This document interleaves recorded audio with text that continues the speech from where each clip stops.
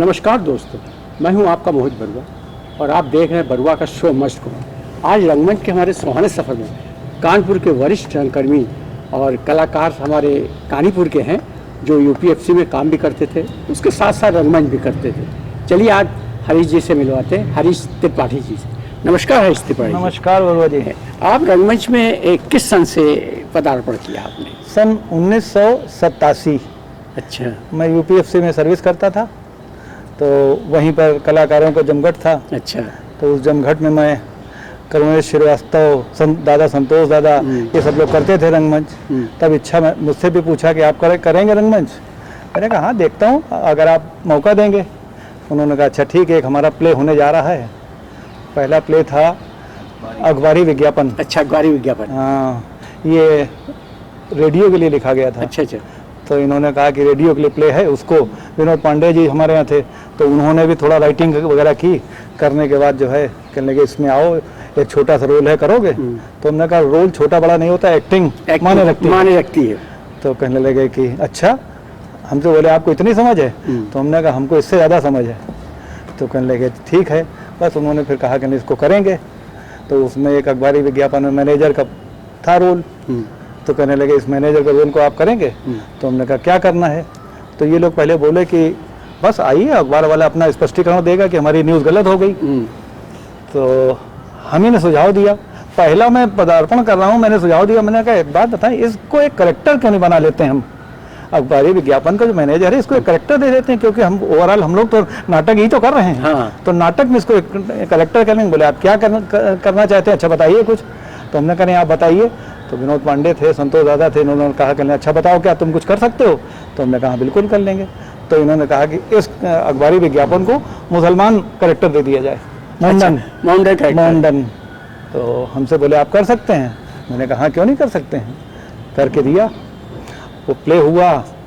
फिर हमारे दफ्तर के जितने मोहम्मदन साथी थे मंच पर चढ़ा गए, कहने लगे यार तुम पंडित आदमी हो, मौलाना रोल, तुमने मौलाना का रोल जिससे दूर दूर तक उर्दू से कोई वास्ता नहीं। कहने लेकिन तुमने ऐसा कर दिया है कि एक लाइन खींच दी है। तो हमने कहा पता नहीं हमें क्या हुआ, सरस्वती माँ ने करा दिया, माता सरस्वती। इस तरीके से पदार्पण हुआ। निर्देशक कौन थे? संतोष दादा थे। हमारे निर्देशन में तो आपने बहुत नाटक किए, बहुत शोज कई हुए हैं। और बाहर भी गए हैं आप? बाहर प्रतियोगिता में देहरादून में काफी रहे। तो पहले का रंगमंच और आपके रंगमंच में अब कितना बदलाव हो गया, और कानपुर में रंगमंच इतना कम क्यों है, इसका भी क्या कारण है? रंगमंच में दरअसल क्या है कि आजकल हर चीज धन से जुड़ गई है, कला भी धन से जुड़ गई है। अच्छा। जो अच्छे कलाकार हैं वो पीछे होते जा रहे हैं। क्यों? क्योंकि आप देखिए क्रिकेट मैच हो रहा है, उसमें करोड़ों अरबों रुपए हर व्यक्ति धन से तो पारिवारिक रिश्ते खराब बिगड़ रहे हैं। आज धन का जो बहुतायत हो गया, अब कलाकार भी सोचता है कि क्या करें, हम छोटी छोटी चीज़ों को देखें, अपने रोजमर्रा की चीज़ें देखें। मैं अपना आपको बता रहा हूँ कि मुझे धन नहीं चाहिए, लेकिन अब शाम को हमें अगर प्ले करना है तो शाम के 3-4 घंटे रिहर्सल के लिए चाहिए। उस 4 घंटे में अपना परिवार देखें, जीविका देखें, या कि हम रंगमंच के लिए। तो एक तो ये हुआ। दूसरी चीज़ ये है कि भाई समय की गति है, बहुत सारी चीज़ डाउन, अप्स एंड डाउन लगे होते हैं, और नए लोगों का पदार्पण जो हो रहा है वो हमारी समझ से बहुत सीमित हो गया है। रंगमंच में कहाँ नए लोग की पौध आ नहीं रही है, जो पुराने लोग हैं वही थोड़े लोग कर रहे हैं। और तो नए लोग क्यों नहीं जुड़ना चाहते, नए बच्चे क्यों नहीं जुड़ना चाहते थिएटर से, और फिल्म से रुझान उनको ज़्यादा है। देखिए सब चमक खींच रही है इनको, जहाँ पैसा है, जहाँ धन है, जहाँ शो है, उस पर भाग रहे हैं बच्चे। अब ये रंगमंच तो जो वाकई कलाकार है, बॉर्न कलाकार है, वो जुड़ा है भी आज तक। जो बॉर्न कलाकार है, इनबिल्ट ये होता है, ये चीज़ें इनबिल्ट होती है। आप किसी को कहें कि चलो कर लो चल करके, वो नहीं होगा। अभी मैं आपको अपना एक उदाहरण दूँ।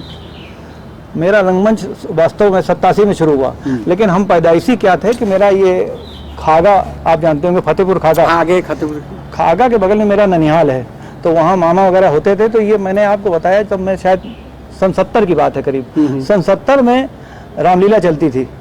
तो मैंने अपने मामा से एक दिन कहा, हमने कहा मामा मुझे लेके आ। 10 साल के थे तो हम, 10-12 साल के। हमने कहा मामा हमको भी रामलीला करनी है। देखिए रंगमंच का मेरा शौक है। मैंने कहा मामा, तो मामा कहते हैं तुम कर लोगे, कुछ कर लोगे? हमने कहा नहीं, हमको रामलीला करनी है, बस रामलीला में एक्टिंग करनी है। तो कहने अच्छा, वहीं अग्रवालों का सब कराते थे, ले गए, उनके मित्र थे, कहने लगे इनको देखो ये हमारा भांजा है, एक करा दो। तो कहने लगे अच्छा। उन्होंने कहा कि नहीं एक काम करो, लेवाला ने इनको 3-4 बजे, लेवाला ने 4 बजे, और रात में रामलीला शुरू होती है। उन्होंने क्या किया, बंदर का मेकअप किया और राम की सेना में बैठा लिया हमको, राम की सेना में मंच में बैठा दिया। कहने बैठे रहो, अभी शाम को जब रामलीला शुरू होगी तो मंच में तुमको। तो अब आप समझिए कि उसमें बैठे गदा लेकर के मैं रामलीला में बैठा था।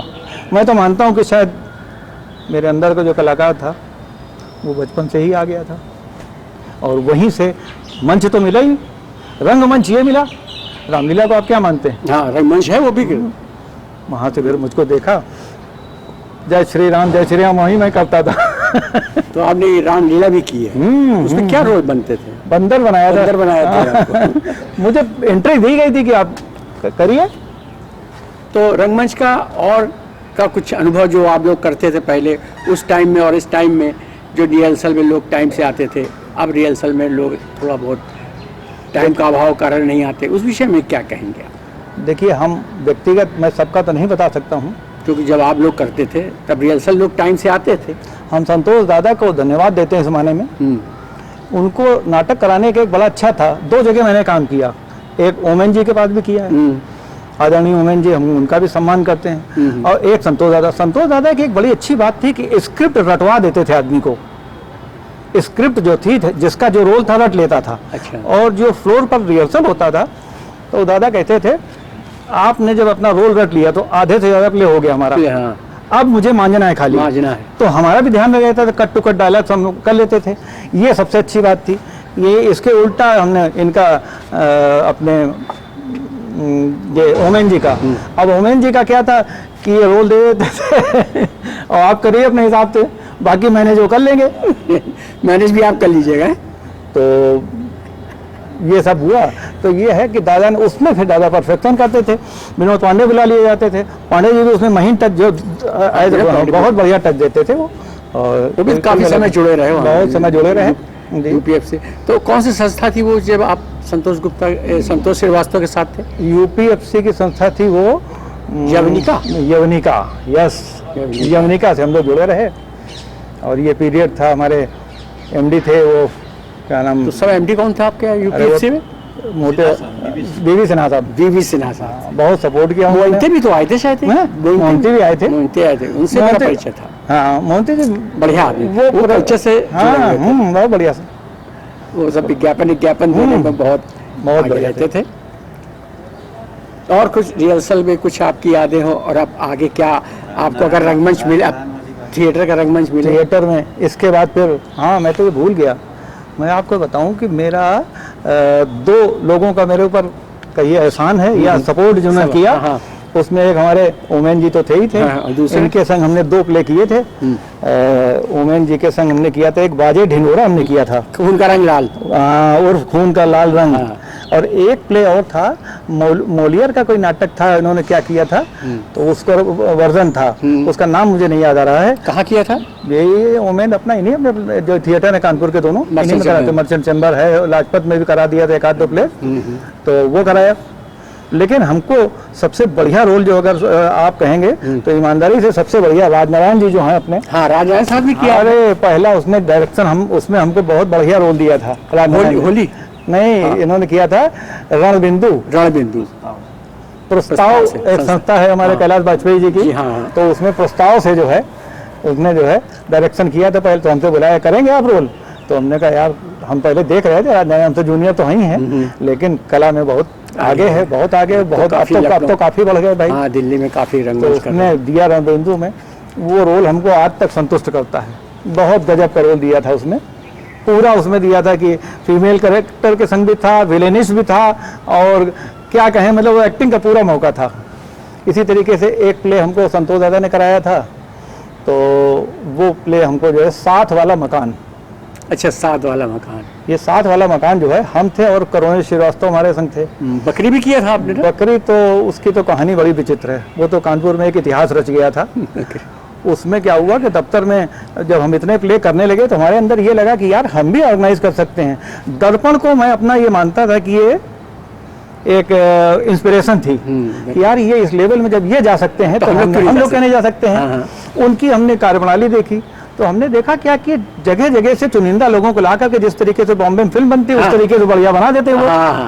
तो हमने कहा यार हमारे लोग तो अच्छा वहाँ पर जो लोग थे नए का चांस कम था, बाकी पुराने जो थे ही थे। तो फिर हमने इसलिए हमने कहा चलो यूपीएफसी को मंच मिला, वहाँ बीबी सिन्हा साहब थे, नहीं बीबी सिन्हा थे तब तो आर.एन. त्रिवेदी आ गए थे, त्रिवेदी साहब, और और उसके पहले जो बीबी बिस्वेन साहब थे, बिस्वेन साहब जीएम थे, उनसे हम मिले जा करके। और मैंने कहा कि भाई ऐसा है कि सर नहीं एक नाटक करना है साहब, ये हुआ कि एक नाटक करना है। तो बोले नाटक करना है तुम कर लोगे? तो हम कहा साहब कोशिश करेंगे। कहले कैसे करोगे? आप देखिए करेंगे हमारे सब कलाकारों को मिलकर। अब वो प्ले हमने करना शुरू किया। बोले कौन सा प्ले लेकर के आओ? हम किताब लेके गए थे, आए पहले तो हम लाइब्रेरी गए, हमने कहा देखा कोई प्ले मिल जाए हमें एक्टिंग करनी है और हम दिखा देंगे कि हम कला जानते हैं। गए उनको दिखाया, वो बकरी हमारे हाथ पे लग गया। हमने कहा सर्वेश्वर दयाल सक्सेना का बड़ा चर्चित नाटक है ये, और इसमें कला के जितने भी आयाम हो सकते हैं आप कर लीजिए। तो कलाकारों को जोड़ा करके करना शुरू किया। अब हमारे यहाँ क्या था, प्रतिद्वंदिता, ये बड़ी खराब चीज किसी भी संस्था में होती है कि प्रतिद्वंदी तुरंत तैयार हो जाते हैं। दफ्तर में लोगों के बर्दाश्त नहीं हुए, ये कैसे करने लगे। उन्होंने क्या किया, हमारी लेग पुलिंग शुरू कर दी। यहाँ तक हुआ कि हमारे जितने सीनियर कलाकार थे सब हमसे छूट गए, अलग हो गए, सब अलग अलग हो गए। हमने कहा यार अब ये चैलेंज की बात है, अगर पंडित जी ने कोई चैलेंज लिया है तो हरीश त्रिपाठी पीछे न हटे हैं, न हटेंगे। हम काम करने, हम कला की सेवा करने, हमको कोई रंगबाजी नहीं करनी। इन्होंने लेग पुलिंग शुरू कर दी। अब इन्होंने क्या किया, हमारे आईएएस को मिसफीडिंग शूट यहाँ तक कर डाला। बिसेन साहब से कहा तो बिसेन साहब ने हमको बुलाया, कहने क्या हुआ क्या? हमने साहब आपका आशीर्वाद बना रहे, मैं प्ले करके दिखा दूंगा। तो कहने लगे कि अच्छा, तो कहने लगे तो सब तुम्हारी ओपिनियन बड़ी खराब कर रहे हैं। तो हमने कहा आप क्या महसूस करते हैं? जो दफ्तर हमको पैसा देगा, अगर प्ले हमारा फ्लॉप हो तो हम सारा अपनी तनख्वाह से कटा देंगे। और क्या, ये मेरा कला के प्रति समर्पण था कि मैं करके दिखाऊंगा, मुझे जुनून था। और बरुआ साहब आपको बताऊं, इस दुनिया में बना वही है जिसके पास कोई जुनून हुआ है। आप बड़े बड़े फिल्म स्टार्स हो, सबका देख लीजिए, चाहे वो दिलीप कुमार हो, चाहे मोहम्मद रफी, ये सब सड़कों पर आए हैं और ये रात रात इनको खाने के पैसे नहीं होते थे, तब ये कलाकार बने हैं। तो बस उसके बाद फिर आर.एन. त्रिवेदी ने हमको बुलाया, फिर डायरेक्शन में आपने सुधीर दास को बुलाया। बता तो रहे, तो संतोष दादा से मैं डायरेक्ट करना चाहता था। अब संतोष दादा भी उसी टीम में भाग लिए, हट गए, कहने लगे अरे यार मेरी मोनोपोली जा रही है। तो हमने कहा दादा देखो आप समझ लो, आपका सम्मान कल भी था, आज भी और मरते दम तक रहेगा, क्योंकि आप हमारे पहले डायरेक्टर मान लीजिए थे। बिल्कुल, लेकिन दादा ये अच्छी बात नहीं है। तो कहते हैं वो ठीक है, लेकिन वो तुम समझ नहीं रहे हो, हम लोग जब कर रहे हैं तो तुमको ये नया काम करने चाहिए। हमने कहा हो रहा है तो करेंगे। अब साहब मैं बड़ा असमंजस में, मेरा सब कुछ करा धराया होता। हमने कहा ये प्ले तो होगा। उसके बाद त्रिवेदी जी ने बुलाया हमको, इन लोगों ने मिस फीडिंग आ रहे त्रिवेदी जी कर दी थी। मैं गया, उनके मैंने पैर छुए, मैंने कहा आप संस्था के हेड हैं, इसलिए मैं आपको प्रणाम कर रहा हूँ। तो बोले हाँ ये बताइए तो पाठी आपके खिलाफ बड़ी रिपोर्ट आ रही है। तो हमने कहा किस तरीके के साहब, मैं कोई गलत कार्य कर रहा हूँ तो आप बताइए, दंड दे दीजिए। कहने लगे नहीं वो आप नाटक कर रहे हैं। तो हमने कहा हाँ साहब कर रहे हैं। वो हमने सुना है कि आप वो नाटक बाहर के कलाकारों को ले रहे हैं। तो हमने कहा जी। कहले क्यों, ऐसा क्यों कर रहे हैं, पैसा यूपीएफसी लग रहा है। हमने कहा यूपीएफसी के जितने कलाकार हैं इन लोगों ने एक साथ यूनिटी बना ली है कि हमको फ्लॉप करना है खाली। तो कहने लगे इसको हटाओ, तो उन्होंने काम ही करने से मना कर दिया। 2-2 दिन रिहर्सल में आए, उसके बाद अब नहीं आ रहे हैं। अच्छा साहब यहाँ प्ले हमने ले लिया है, हमने काफी कुछ काम भी हो गया, प्रचार भी हो गया कानपुर में। तो हमने कहा इज्जत तो बहुत बड़ी बात है। तो कहने फिर उसमें क्या कर रहे हैं? तो हमने कहा जो कलाकार भी कर रहे हैं, लेकिन एक ऐसा होगा नाम ओवरऑल यूपीएफसी का होगा। आप ये समझिए जैसे यूपीएससी और हमारे जितने कम से कम 4-6 कलाकार थे, उसमें सत्यनारायण भी था हमारे यहाँ, सत्यनारायण जुड़ा। तो हमने कहा इनको सबको महत्व दिया जाएगा। महेश भी हमारा गायक था। तो हमने कहा ये उसमें गायकी की जरूरत थी साहब, वो कर लिया है। कहने अच्छा, बोले अच्छा अब ये बताइए एक एक बिंदु पर इन लोगों ने मिसफीड किया था त्रिवेदी जी को। वो ये था कि अगर हमारे जैसा आदमी न जाता तो नौकरी ले डालते ना, तो मेरा ट्रांसफर तो कराई देते कम से कम, लंबे से निकल जाओ, वापसी कोई कार्रवाई नहीं थी। तो हमने कहा साहब ऐसा है कि डायरेक्शन की जहाँ तक बात है, मैं चाहता हूँ कानपुर में जो टॉप, मैंने ढूंढा है कानपुर का कि टॉप डायरेक्टर कौन है जिसके हाथ से अच्छी रचना ही हुई है। तो हमको ढूंढते ढूंढते सुधीर दास जो हैं, ये एबी विद्यालय के प्रधान टीचर थे। तो हमने कहा इनके बारे में हमने सुना है कि बहुत अच्छी इनका मतलब हाथ बड़ा अच्छा है और ये जानते हैं। बस मैं इनके मिला जा करके, इन्होंने सहमत दे दी।